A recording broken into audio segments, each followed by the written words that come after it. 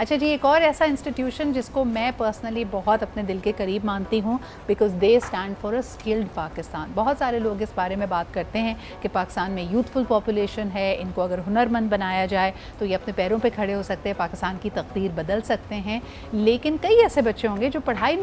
में बहुत होनहार नहीं होंगे या घरेलू सर्कमस्टांसिस की वजह से स्कूल अटेंड नहीं कर पाए होंगे, तो हम उनको ये हुनर कैसे दें? हमारे आर्टिजन्स, हमारे हुनरमंद नौजवान हमेशा से पाकिस्तान का असासा रहे हैं, लेकिन इस बदलती दुनिया में जब हमें डिजिटल स्किल्स चाहिए, अपने स्किल्स को अपस्किल करना है, अनलर्न करना है, रीलर्न करना है और अपने आप को फ़ाल बनाना है, I think that is where the Hunar foundation is playing a very very important role. I am proud to be one of their ambassadors. हमारे साथ आज मौजूद है Majida Khurshid ji, who is the head of operations at the female campuses. ख़वातीन को भी हुनरमंदी में, हुनर हासिल करने में मर्दों के शाना बशाना मौके मिलें, that's what Hunar stands for. बहुत बहुत शुक्रिया Majida ji for being here and for being a part of our show today. So I want to quickly bring this to the Hunar foundation, जहाँ पे माजिदा जी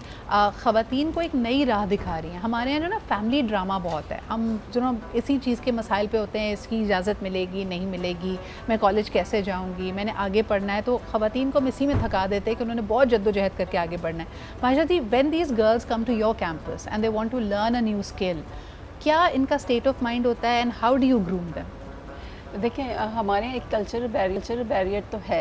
एक तबका है जो लड़कियों के लिए ये नहीं समझता कि उनके लिए एजुकेशन इम्पॉर्टेंट है या स्किल इम्पॉर्टेंट है, हालांकि उनकी फाइनेंशियल कंडीशन ऐसी होती है कि उनको ज़रूरत होती है स्किल की, एजुकेशन की, लेकिन ये बैरियर तो है। लेकिन जब हमारे पास ज़ाहिर है हम अवेयरनेस सेशंस करते हैं, काउंसलिंग सेशंस करते हैं, उन बच्चों को बताते हैं कि स्किल की क्या अहमियत है, स्किल लेने के बाद उनकी ज़िंदगी में क्या तब्दीली आएगी या उनका लाइफ स्टाइल किस तरह से इम्प्रूव होगा, उनके पेरेंट्स के साथ काउंसलिंग सेशंस करते हैं। तो वो आते हैं हमारे पास। इनिशियली जो बच्चियाँ आती हैं तो ज़ाहिर है लैक ऑफ कॉन्फिडेंस होता है उनके अंदर, उनको नहीं पता होता कि अगला स्टेप क्या होगा, लेकिन जैसे ही वो टाइम गुजारती हैं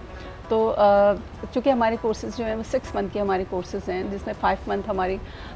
इंस्टीट्यूट बेस्ड ट्रेनिंग है एंड 1 मंथ जो है अगर हम कहें तो OJT ऑन जॉब ट्रेनिंग है, जो रिलेवेंट इंडस्ट्रीज़ में हम करवा रहे होते हैं। तो वो 5 मंथ्स की ट्रेनिंग के बाद जब वो 1 मंथ रियल इन्वायरमेंट में जाती हैं और वहाँ पर जब वो काम देखती हैं, सीखती हैं, तो उनके अंदर कॉन्फिडेंस भी बिल्ट होता है और उसके बाद वो बच्चियाँ काम भी करती हैं और उनके पेरेंट्स भी इस बात पे राज़ी होते हैं कि वो उनको भेजें। अच्छा, मुझे लगता है कि हर एक इंसान के अंदर कुछ खुदादाद सलाहियतें होती हैं। जब आप कोई स्किल सीखते हैं, कोई नया काम सीखते हैं, आपको ये मौका मिलता है कि you can uncover them, you can understand them बेहतर। आप सोचें एक बच्चे को या एक खातून को, लड़की को ज़िंदगी भर ये कहा गया हो कि तुम मैथ्स में अच्छी नहीं हो, तुम्हें पढ़ाई नहीं अच्छी आती, तुम कोई आउटस्टैंडिंग स्टूडेंट नहीं हो, लेकिन अगर वो कोई कारीगरी सीखती है, कोई काम सीखती है and she is very good at it, तो पूरा का पूरा उसका जो एक ज़िंदगी को देखने का तरीका है, जो कॉन्फिडेंस है, उसमें एक 180 डिग्री शिफ्ट आ सकता है। दूसरी चीज़ जो हम बात करेंगे, जो कि HR ऑर्गेनाइजेशनल डेवलपमेंट की दुनिया में बड़ा जाना माना रूल है, कि जब आप हाई परफॉर्मर्स के साथ वक्त गुजारते हैं ना,